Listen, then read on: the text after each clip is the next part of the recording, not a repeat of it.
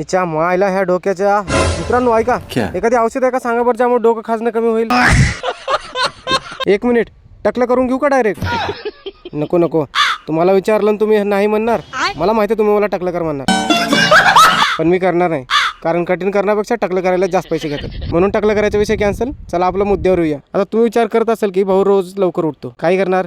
रूममध्ये एका रूममध्ये 4-4 पोरं खुपसून बसल्यावर आंघोळीचा टायमिंग एकाचा कसा मॅच होईल? By the way, MCID officer. किसके लिए काम करते हो तुम?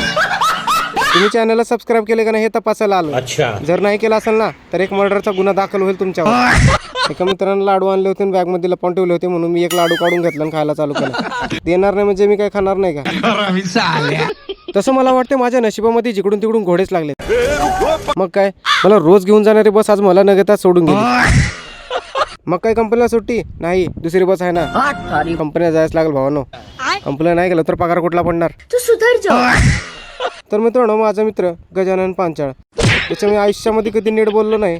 त्याचा आज बड्डे होता, म्हणून भावाला कधी नाही ते आज मी मनापासून वाढदिवसाच्या हार्दिक शुभेच्छा दिल्या बरं का. आता तुम्ही विचार करत असाल भाऊ अचानक शांत का झाला?